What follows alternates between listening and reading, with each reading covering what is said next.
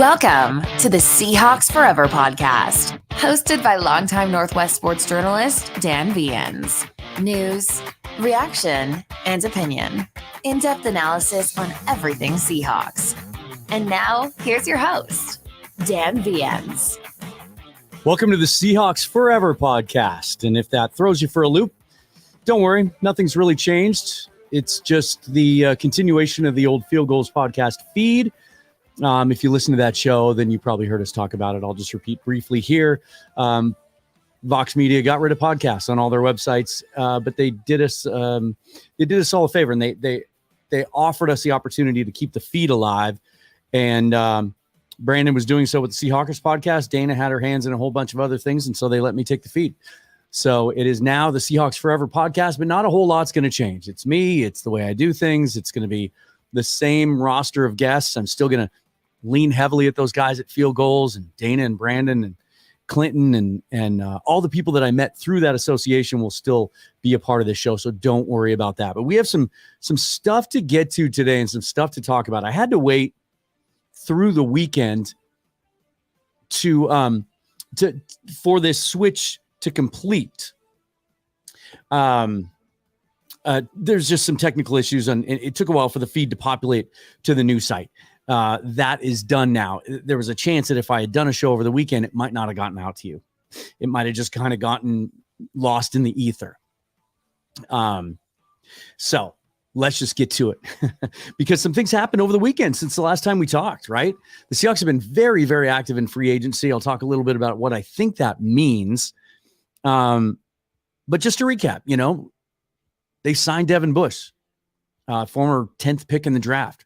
Pittsburgh Steelers. They signed Evan Brown, center, guard from the Detroit Lions. They signed Julian Love, safety, corner from the New York Giants. And they re-signed Drew Lock to be their backup quarterback. There's something all of these players have in common. They're all at the end of their first contract, and they're all in that 25, 24 in the case of Devin Bush, although he turns 25 pretty shortly. 24, 25, 26 years old. Physical prime of their career, Seahawks believe ascending players.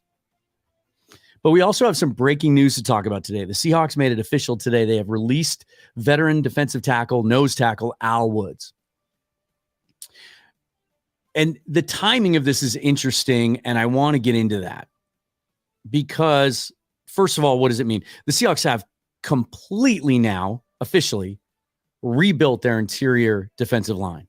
Pete Carroll talked about it at the end of last season, that they needed to get longer, bigger, stronger, quicker, more dynamic is the word he used. And he specifically talked about the San Francisco 49ers, where they're at with their defensive line. And he specifically name-dropped Eric Armstead, in addition to Nick Bosa, who every general manager in football is going to name-drop when he's talking about guys that he would like to have up front, right? But I thought Armstead was more telling. Tall, long arms. And so what have they done? They've moved on from Quentin Jefferson. They've moved on from Shelby Harris. Poona Ford is still out there as a free agent. They haven't brought him back yet. And now Al Woods. And they bring in Draymond Jones, their big free agent signing from Denver. They bring Jaron Reed back. They've gotten younger there. They've gotten longer. They've added some pass rush skill, I think, and I do think that those players are more dynamic than the ones they let walk. But why now for Al Woods? He was the only true nose tackle on the roster. I mean, he could be the poster child for what you look for in a traditional 3-4 nose. Other than maybe Brian Monet, but there's some question as to what his career is going to look like moving forward. That knee injury was more than just a clean ACL tear at the end of last year. Can't count on him, I don't believe, for the 2023. In fact, I wouldn't be surprised if they reach an injury settlement from him and save even more money. By the way, this move, releasing Al Woods today, saves the team about $3.6 million in cap space. So why now? Why not release him at the beginning of free agency, give him a chance to get out there when the market's fresh and find his next move? The Seahawks tend to do that, and they tend to do right by their players and give them those opportunities. But I also think they're trying to protect themselves too.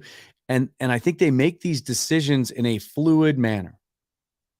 I think they saw a scenario where Al Woods would still be on this roster and have a place. and not have to go into the draft counting on taking a guy. That might be some of your first reactions is, well, now that they've released Al Woods, they're really going to go hunting nose tackles in the draft. And I do think that's going to happen. I talked about it on Twitter as soon as this news broke. Guys like Mazi Smith and Siaki Ika, even Keanu Benton could maybe fit in that role. There's some other guys that look like true nose tackles in this draft. But you can't go into the draft counting on getting one of those guys. And that's not what John Schneider and Pete Carroll's MO has ever been. They like to hedge the entire roster so they can go into the draft looking for certain things, but not having to take players at certain positions.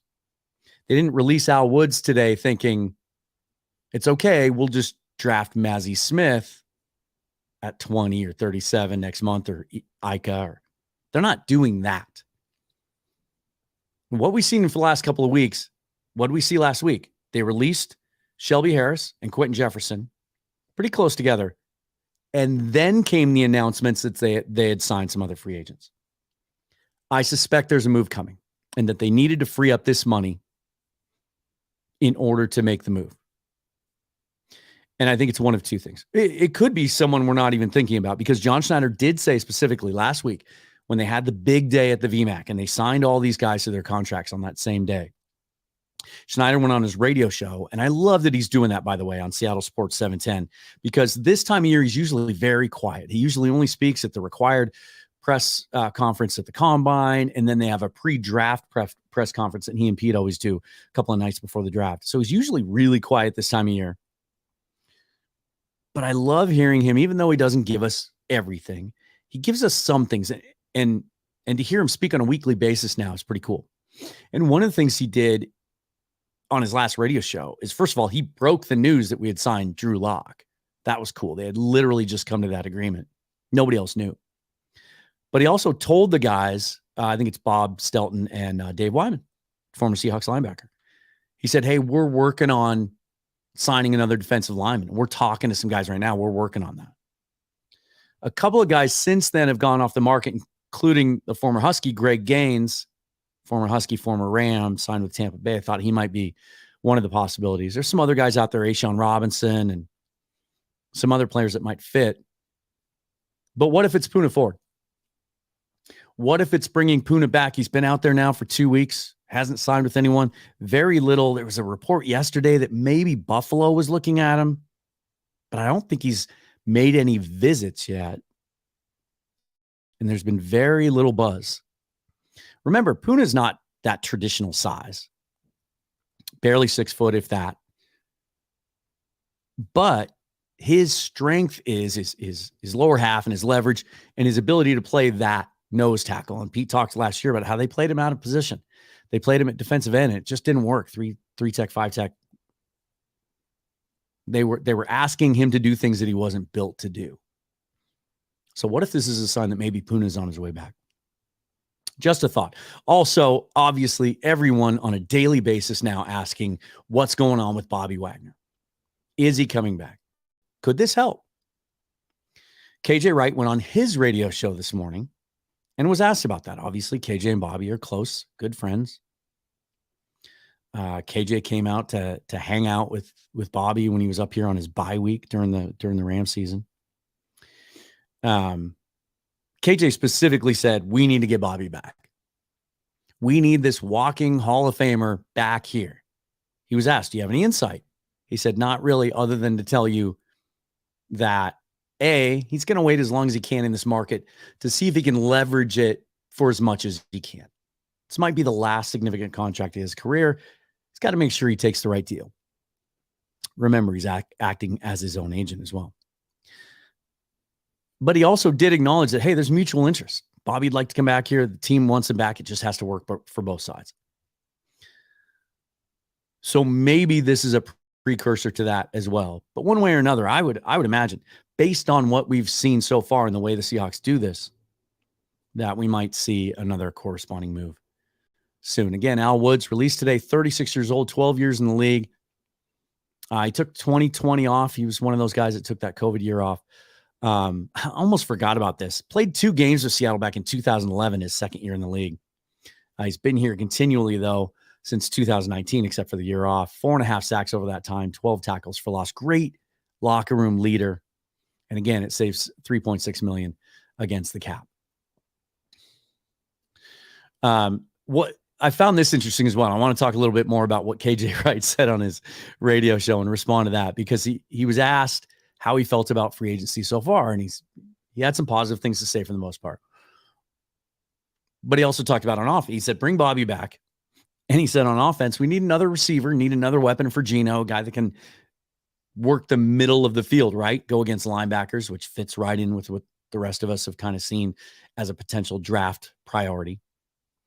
Unfortunately, I think that's what they thought they were going to get from D. Eskridge. It just hasn't materialized. But then he also specifically said, we need a right guard too. Wonder what Phil Haynes feels about that. His former teammate, Phil Haynes, signed to starter money, $4 million this offseason. None of us think he's guaranteed to be the starting right guard, right? Could be Evan Brown. They see him as a center, but if they draft a center, Evan Brown could start at right guard. But I just thought that was interesting. Here's another thing I want to say about the Evan Brown sign is, what if, in a similar way to some people think bringing Drew Lock back as our backup makes it more likely the Seahawks might consider a quarterback at 5 if the right one is there, because he just absolutely will not have to be counted on to play this year. I think you can say the same thing about this Evan Brown move. Signed to a 1-year deal. His grades 2 years ago when he was a full-time starter at center for Detroit are outstanding, especially in pass protection. Didn't grade out as well as a right guard last year in pass protection, but improved from everything I hear in run blocking. But he's a guy that gives you a hedge going into the draft. So now, here's my thought on that. Lots of talk the last week about John Michael Schmitz, the report from Tony Pauline of Pro Football Network that Seahawks really like him and may consider him at 20, which a lot of people freaked out about because they think that's too high for a center. But the thought is that he's not going to be there by 37. And sometimes that's just what you have to do if there's a guy you really like, right? But lots to talk about Schmitz and Luke Whippler and Oli Oluwatimi and some of those guys that could step right in that are experienced. Lots and lots of starts at the college level at a high level at center. But maybe a guy like Evan Brown allows you to take someone else that you can see being a center but hasn't played the position full time. There's a couple of those guys. You hear about those guys every year in the draft, right? Oh, I think he projects well to center. He could be a center. To me, the guy that pops to mind is Cody Mauch. He's the guy, you saw him at the Senior Bowl, made a big deal out of the fact he lost some teeth in a basketball accident when he was younger.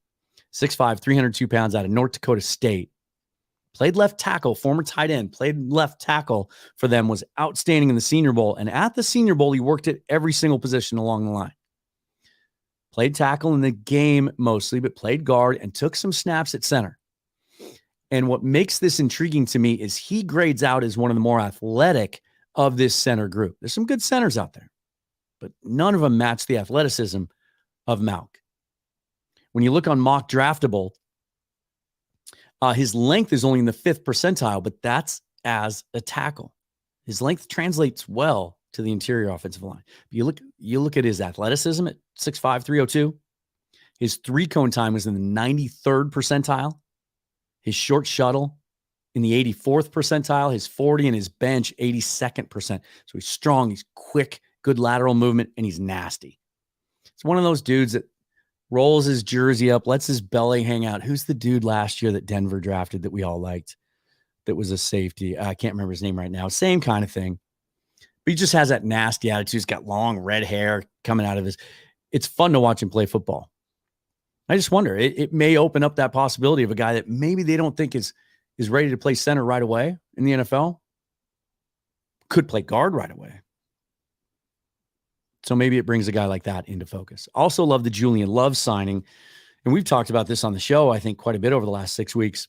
I like the idea in relation to the possibility of drafting Brian Branch, the versatile safety out of Alabama. We've talked about this concept. I know Michael Thompson and I did when we did one of our mock draft shows.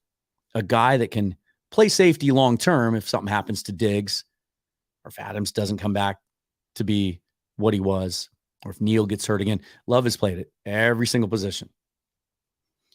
But he really seems to excel. A lot of people feel like in that slot. In fact, his length dimensions, all of his thresholds, all of his athletic thresholds match almost perfectly with Justin Coleman, who played so well a couple years ago for the Seahawks as a slot corner.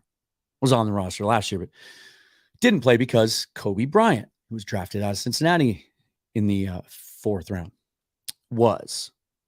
But I've always favored moving Kobe back outside. And so if that's really truly what they feel Love's spot is, then it gives you so much depth now on the outside with Trey Brown and Kobe Bryant that suddenly, even though it's a very, very good cornerback draft, don't necessarily have to go looking for that.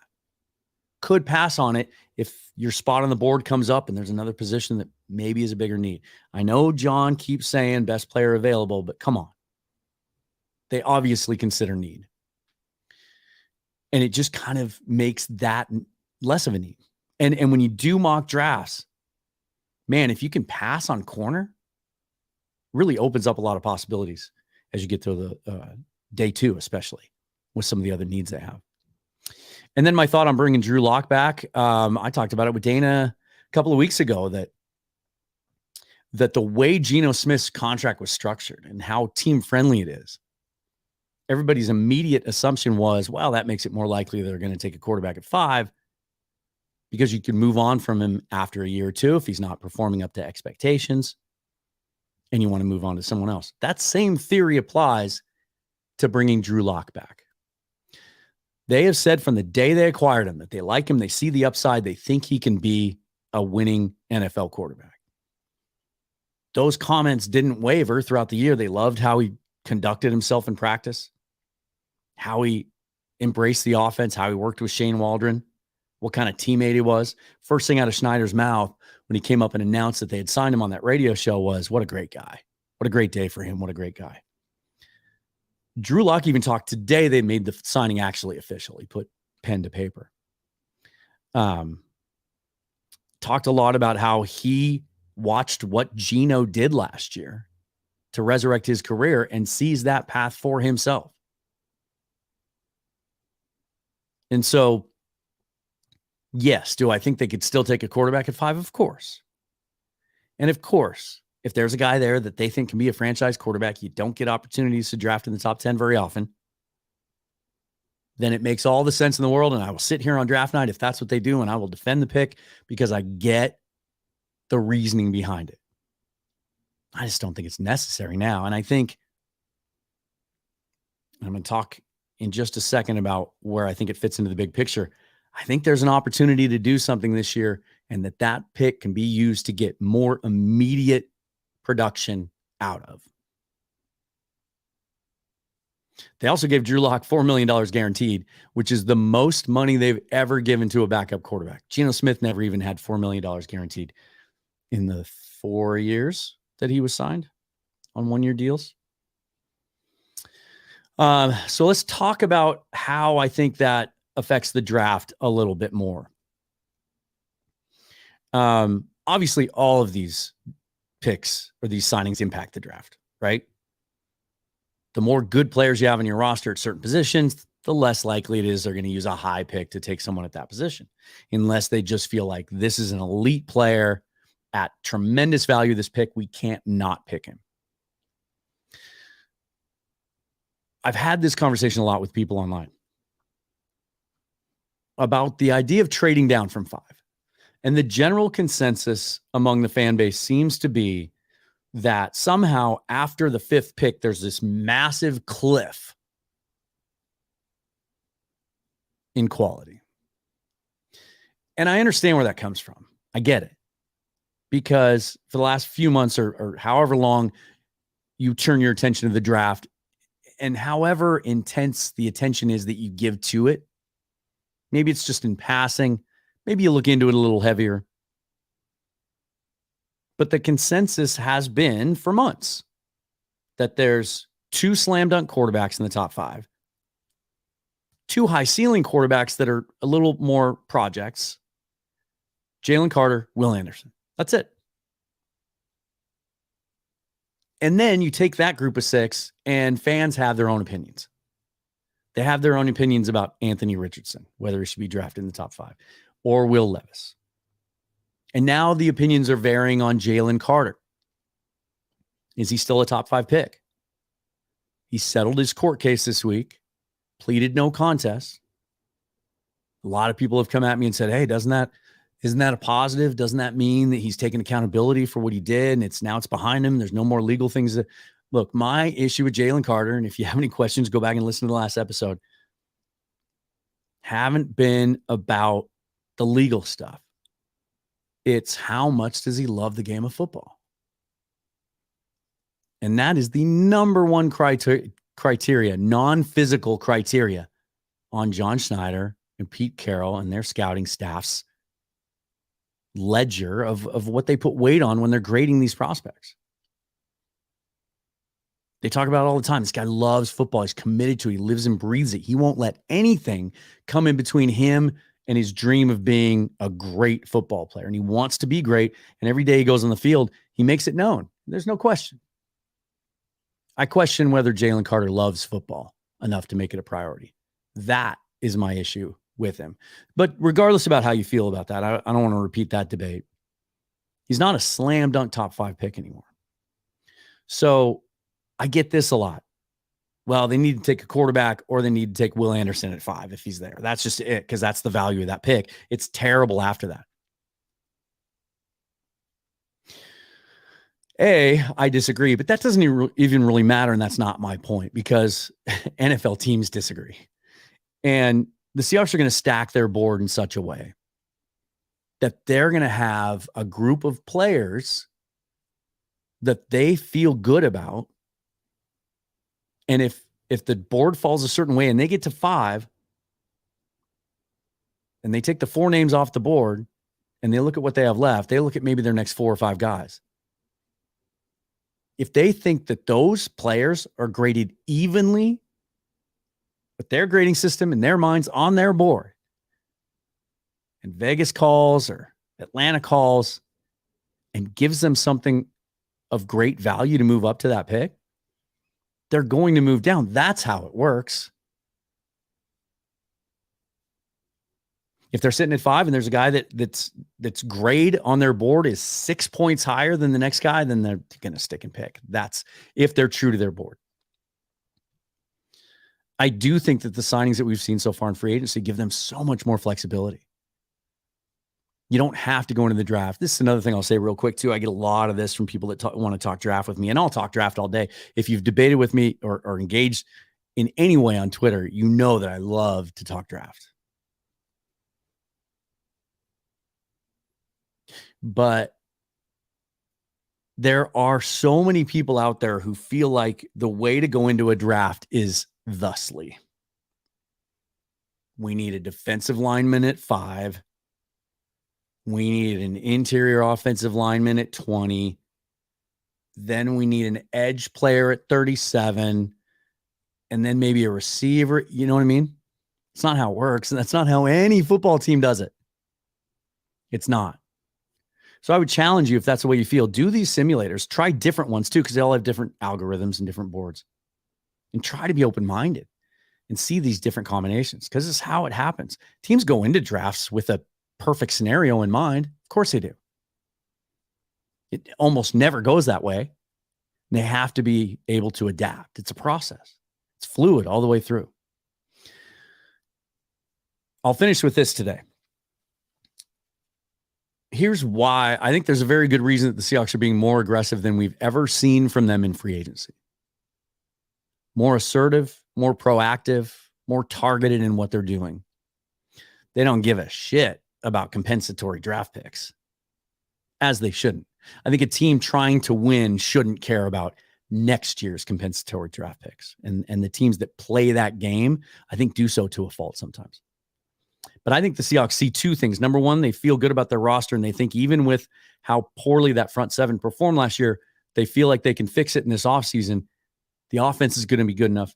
They're good enough in other areas that they can put a dynamic roster on the field in 2023 and be more competitive than they were last year. In general, I think that's how they feel. More specifically, I think they're looking at what's happening with the Arizona Rams and the LA Rams and the Arizona Cardinals right now, and they see a window. They look around the NFC. They see a lot of building teams. They see Aaron Rodgers is going to be leaving the Green Bay Packers now. There's some teams on the up, but there's some teams that are going through some youth movements in the NFC. Tom Brady doesn't exist anymore, right? There's been some changes. I think the balance of power has been shifting to the AFC the last couple of years. I think it took another step, even more so this year. But they look at what's happening with the Cardinals, hiring a new head coach, losing some significant free agents. And now what's happening with the Rams. It looks like a total rebuild is happening there. Somebody used the T word with me yesterday. It looks like they might be tanking. That whole thing when Sean McVay at the end of the season flirted with television and maybe walking away. And a lot of people assume maybe he was in the process of walking away when he gave his entire staff permission to look elsewhere around the league for jobs. And they decided pretty quickly to come back. And the immediate thought, at least I had it, and I think a lot of other people did too, is, okay, they think they can make one more run at it. Get Cooper Kupp back from injury, Aaron Donald healthy, Matthew Stafford. You saw those reports leak out that Stafford was throwing the ball well and he was healthy. And then they just started letting people go left and right. Like they trade Jalen Ramsey for a 5th-round pick and a tight end who's played 3 snaps or has 3 catches in his career. They let guys like Greg Gaines walk. A lot of their own players, Leonard Floyd, they're just no effort to re-sign them. I think they're in total rebuild. There's reports that they're trying. They would like to trade Matthew Stafford. So I think what happened, it's pretty clear to me from the outside in, was McVay thought about retiring, and then he went back to Les Snead and the owners there and said, all right, I'm going to stick around, but you know what? Let's do this. Let's turn over, because next year there's some cool quarterbacks that I would love. I just lost my camera on the live feed. Sorry about that, guys. Don't know what happened there. But there's some guys out there next year's quarterback draft that I would love to pursue. I'd love to have a shot at, right?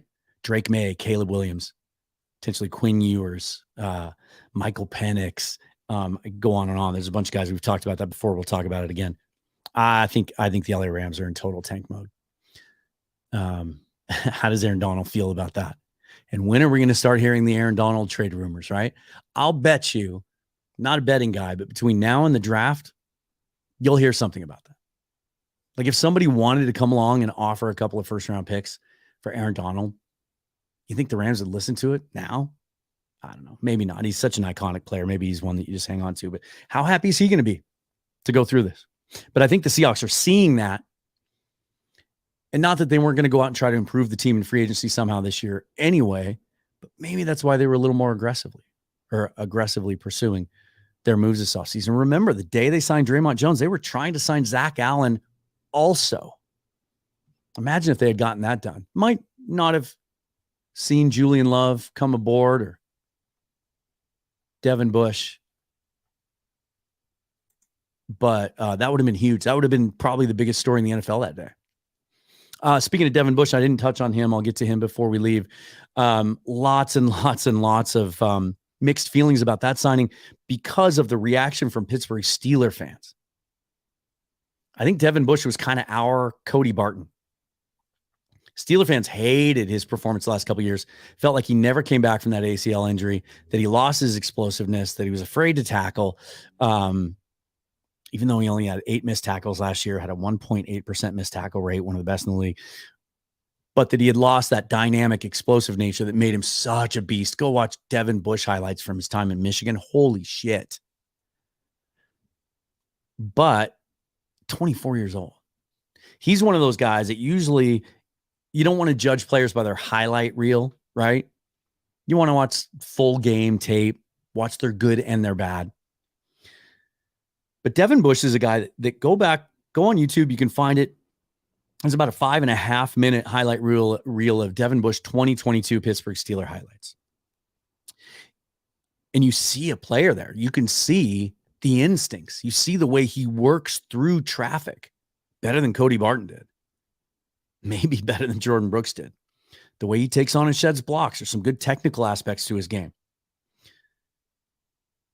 And I talked to a couple Steeler fans that thought near the end of the year, before he got benched, incidentally, that his speed was coming back. So maybe 2 years past the injury, the Seahawks are looking at what he can be, and also the fact it wasn't that big of a contract. And they're just taking a shot. Linebacker is definitely going to be a priority in this draft, even if they bring in Bobby Wagner. If you open next season with Bobby Wagner and Devin Bush, your starting linebackers, with Jordan Brooks, or Devin, did I say Devin Brooks? Devin Bush. Jordan Brooks coming back off of injury. You're still hunting for linebacker in this draft. I'd like to see, when I work through scenarios, they have 10 picks. They might end up with 11 or 12. I'd like to see him draft one kind of traditional run stuffing, stack and shed interior linebacker, a guy like Jack Campbell.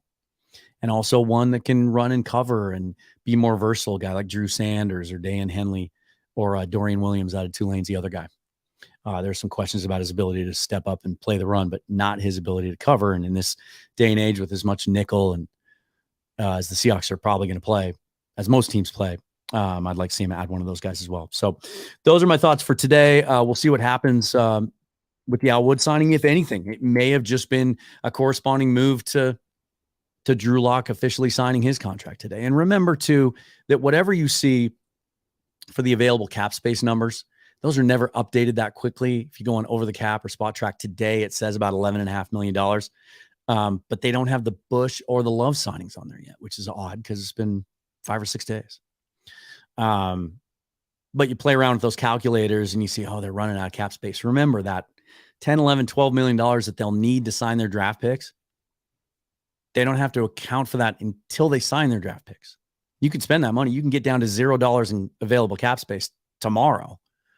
You just have to figure out a way to make it up before the draft. And we've talked about some of the ways you can do that, and potential restructures and things like that. So typically the Seahawks don't do that stuff, though, until after the draft, until they get closer to training camp. So if there is a Uchenna Nwosu or a Noah Fant extension coming along, or a restructure of Diggs or something along those lines, probably won't see it until after the draft. Anyway, those are my thoughts for today. Again, thank you for joining me on the what's the first episode of the Seahawks Forever podcast, but just a continuation of the Field Goals podcast. And, I've been Seahawks forever on Twitter. So it was only a matter of time, I guess, before the podcast was called that. So again, subscribe. It's the best way you can support the show. Subscribe on YouTube or subscribe on whichever podcast app you're listening to. If you're listening to the audio only version of this, that way you'll get notifications when new episodes come out. And I will try to be as active as possible in reacting to any news. And we're going to start getting pretty deep into some draft preview and some draft breakdowns. We'll do a position by position breakdown, do some more mock drafts. And man, this offseason has been fun already. It's going to get even more fun as we continue. So we'll talk to you about it as soon as possible. I've got a bunch of comments lined up. Won't have time to get to them on the show today, but I'll hit you on Twitter. Until then, till next time, go Hawks.